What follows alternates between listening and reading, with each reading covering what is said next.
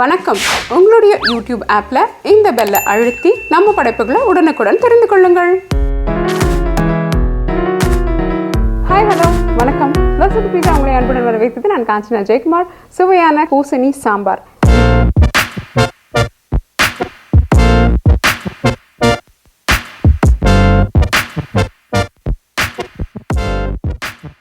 இந்த பூசணிக்காயை வச்சு ரொம்ப அருமையாக சாம்பார் பண்ணலாம். இந்த சாம்பார் எப்படி இருக்கும்னா, அந்த பூசணிக்காயும் குழஞ்சி ஒரு தனி தன்மையை கொடுக்கும் அந்த சாம்பாருக்கு. இதுதான் முக்கியமாக கல்யாண வீடுகள் மற்றும் நீங்கள் பெரிய பந்திகள்லாம் வந்து இதை பரிமாறுவாங்க. ஏன்னா அது ஒரு தனி சுவை மற்றும் என்ன சொல்கிறது, ஒரு நல்ல தன்மையை கொடுக்கும் சாம்பாருக்கு. அப்படிப்பட்ட ஒரு கல்யாண பூசணி சாம்பார் எப்படி செய்கிறதுன்னு பார்க்கலாம் வாங்க. இப்போ முதல்ல சாம்பாருக்கு நம்ம என்ன பண்ண போகிறோம்னா, இந்த புளியை ஊற வச்சுக்கலாம். இது வெதுவெதுப்பான தண்ணியில் ஊற வச்சிங்கன்னா ரொம்ப நல்லாயிருக்கும். ஏன்னா அதனுடைய கடைசி சொட்டு வரைக்கும் நம்மளால் அந்த புளியிலேருந்து சாரை எடுத்துக்க முடியும். அதனால் வெதுவெதுப்பான தண்ணியில் இதை ஊற வச்சுருங்க.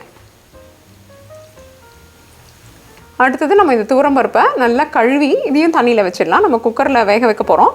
ஆனால் அதுக்கு முன்னாடி நம்ம இது கொஞ்சம் நேரம் ஒரு 5-10 நிமிஷம் ஊறிச்சுன்னு வச்சுக்கோங்க. நம்ம சமையல் செஞ்சிட்ருக்கிற வரைக்கும், மற்றதெல்லாம் வதக்கிற வரைக்கும் இது பாட்டுக்கு ஊறிட்டு இருக்கட்டும்.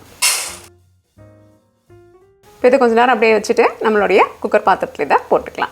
இப்போ நம்மளுடைய துவரம்பருப்பை குக்கரில் நல்லா குழைய வேக வச்சு எடுத்துக்கலாம். பொதுவாக நீங்கள் உபயோகப்படுத்துகிற குக்கரில் எத்தனை முறை சத்தம் வந்ததுன்னா நம்மளுடைய பருப்பு குழைய வெந்திருக்கும் அப்படின்ற பக்குவம் உங்களுக்கு தெரியும். அப்படி இல்லைன்னா 5-6 விசில் சத்தம் வர வரைக்கும் நம்ம இதை வச்சுருக்கலாம். இப்போ நம்ம சாம்பார் பண்ண போகிற பாத்திரத்தை அடுப்பில் வச்சிடலாம்.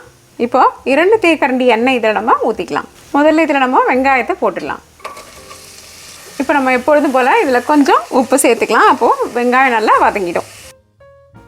இந்த லேசாக வதக்கிக்கணும். வெங்காயம் வதக்கினதுக்கப்புறம் தான் நம்ம மற்ற காய்களை சேர்க்கணும். அப்போ தான் என்ன ஆகும்னா, இந்த வெங்காயத்தினுடைய ஒரு நிற மாற்றமும் மற்றும் இது வதங்கின தன்மையும் சாம்பாருக்கு ஒரு நல்ல சுவையை கொடுக்கும். இப்போ பார்த்தீங்களா, நம்மளுடைய வெங்காயம் வதங்கியிருக்கு, லேசான ஒரு வதக்கலோடு இருக்குது. இப்போ நம்ம தக்காளி மற்றும் பச்சை மிளகாயை இதில் போட்டுடலாம். இப்போ இதை 1 நிமிடம் அல்லது 2 நிமிடம்க்கு நம்ம கொஞ்சம் வதக்கினா போகிறோம். ரொம்ப வதங்கணும்னு அவசியம் இல்லை. இப்போ நம்ம இது கூட மஞ்சள் பூசணியை சேர்த்துக்கலாம். இப்போ நம்ம கரைச்சி வைத்த புளி நம்மக்கிட்ட இருக்குது. இந்த புளியை நம்ம இப்போ நேரடியாக காயோடு சேர்த்து வேக விடலாம். இப்போ நம்ம என்ன பண்ண போகிறோம்னா, இதை நல்லா மூடி வச்சு ஒரு 10 நிமிஷம் பாருங்கள். இந்த பூசணிக்காய் நல்லா மெத்துன்னு குழையிற அளவுக்கு அது நல்லா வெந்துடும். அது வேகிற வரைக்கும் நம்ம இப்போ காத்திருக்கலாம். பார்த்தீங்களா, நம்மளுடைய பருப்பு நல்லா வெந்துடுச்சு. இப்போ இதை நம்ம நல்லா மசிச்சுட்டு சாம்பாரில் சேர்த்துக்கலாம்.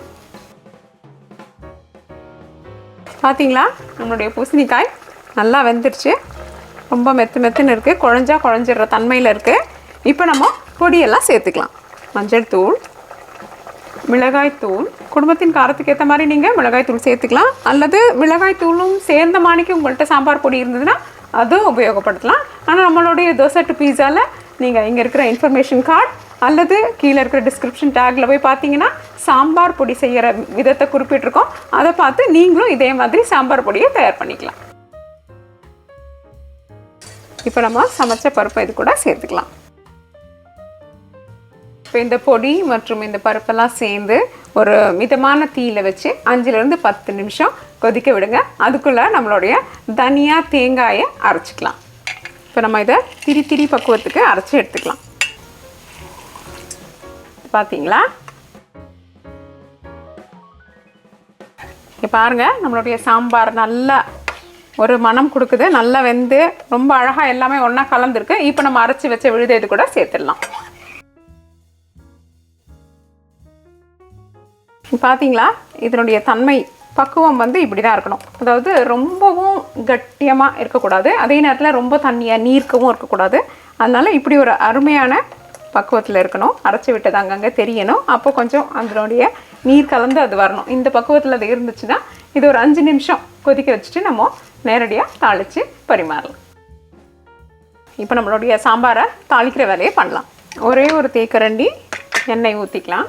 கடுகு மற்றும் பெருங்காயத்தை இப்போது சேர்த்துக்கலாம்.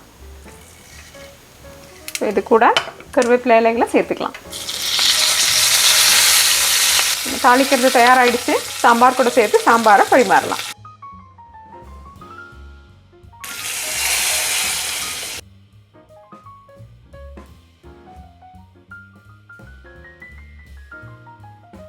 என்ன நண்பர்களே, இந்த அருமையான கல்யாண சாம்பார் அல்லது பூசணி சாம்பார் எப்படி செய்யுதுன்னு பார்த்தீங்க இல்லையா? நிச்சயமாக இதை வந்து இதே முறையை பின்பற்றி செஞ்சிங்கன்னா ரொம்ப அருமையான பக்குவத்தில் இது தயாராகிடும். செய்து பார்த்து உங்களுடைய கருத்துக்களை எங்ககிட்ட பகிர்ந்துக்கோங்க. தோசை டு பீஸா என்று உங்கள் நாவிற்கும் வயிற்றிற்கும் நல்லதொரு சுவை. இந்த வீடியோ உங்களுக்கு பிடிச்சிருந்தா லைக் ப்ரெஸ் பண்ணுங்கள். தோசை டு பீஸாக்கு மறக்காம சப்ஸ்கிரைப் பண்ணுங்கள். இந்த சப்ஸ்கிரிப்ஷன் முற்றிலும் இலவசம். மற்றும் உங்களுடைய பிரிண்டபிள் ரெசிபீஸ்க்கு dosa@pizza.com விஜயம் செய்யுங்கள். நன்றி, வணக்கம்.